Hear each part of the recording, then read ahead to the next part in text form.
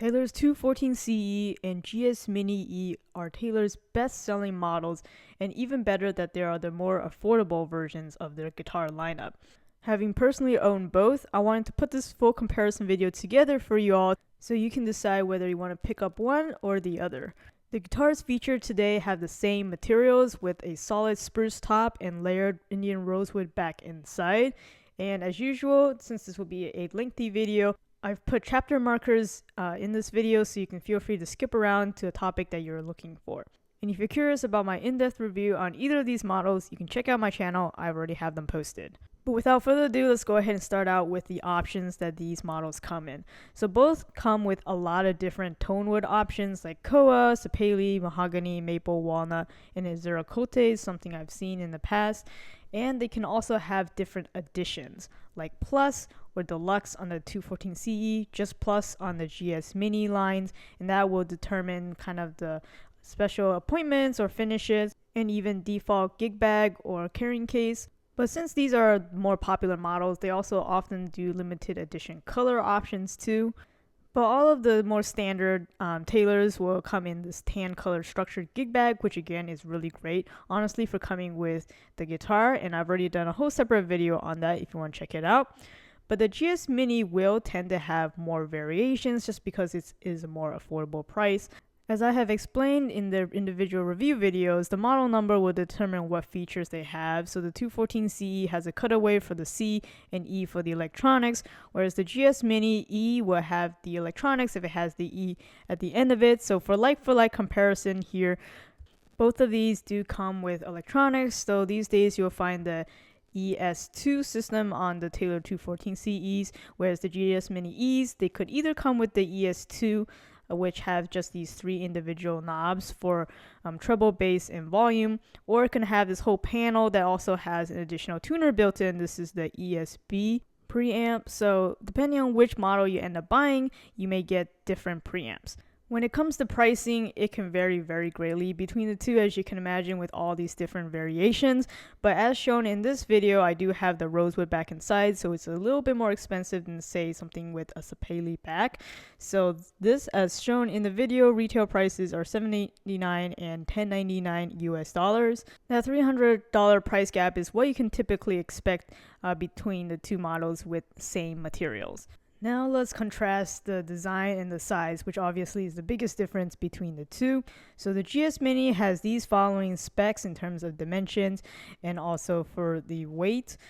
The 214CE is obviously wider, longer, thicker, and heavier in every way, but it's really not by too much if you really get into the weeds. Main thing to point out is they both have the same nut width, and they also have the same 20 frets, but the scale length is 25.5 inches full size for the 214CE versus the 23.5 on the GS Mini. And then of course the 214CE has that cutaway where the GS Mini models will not have this. For materials, it's almost identical across the board, except that the GS Mini doesn't have any binding. Newer 214 models will also have these adjustable bridges, as you can see here, to help with intonation issues. And the strings that come on these guitars are also different gauges. It's medium gauge for the GS Mini and light gauge for the 214CE. But both of them take a 9-volt battery to power their preamps, and they also both come with strap buttons to play it standing up if you need to. And speaking of playing, now let's get to the sound comparison. I'll be doing a mixture of just open one strum strumming so you can hear the sound ring out, strumming, as well as fingerstyle.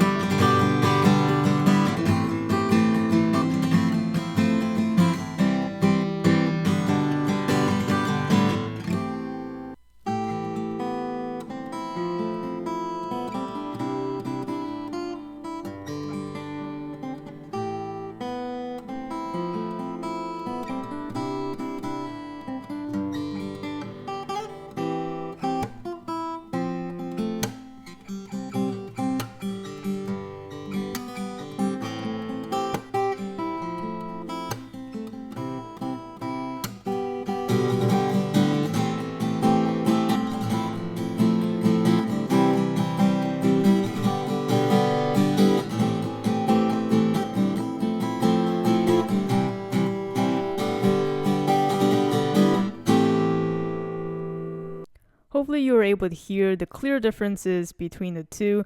I think you can definitely hear the detail and the clarity, particularly in the lower end of the 214 CE. Perhaps the only thing you can't tell as easily on a video comparison is how loud that they can get, and I am happy to say that the GS Mini can get just as loud as the 214 CE, so that's really impressive for the size.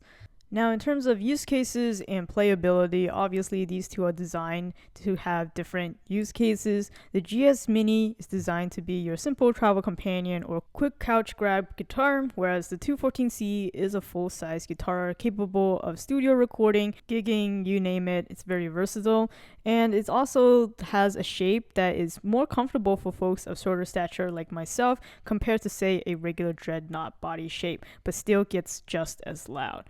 I do have to say that the medium gauge strings on the GS Mini does take more pressure to play, and it does take longer to break in, so that's maybe something you have to get used to. But because of the more rounded back of the GS Mini, I did find that the finger placement was more different when I was playing with a strap versus sitting down because of the curvature. The 214C's curvature is not as drastic, so the playability was similar sitting down or standing up. So bottom line, most people are probably not debating choosing one or the other. It's probably more of whether it's worth it to pick the other one up. If you have played the 214 CE and have played the GS Mini, I guarantee you're just going to want to pick up the 214 CE because the sound is really just that much fuller. The GS Mini, even though it really is amazing for a travel size guitar, it's not going to replace a full size guitar at the end of the day. But if you're on a tight budget and you just want to get into the Taylor guitar lineup, the GS Mini is a really great value of a travel guitar. I just think the pricing can get really crazy if you add all the premium options. So if you can find it at a great price, it is a very nice guitar. So if you're curious about why I have this exchange logo on my GS Mini, definitely check out my review video on how I got this basically at half price just because it has that logo. But anyways, I hope you found this video helpful. Definitely subscribe for more videos like this. Thanks for watching.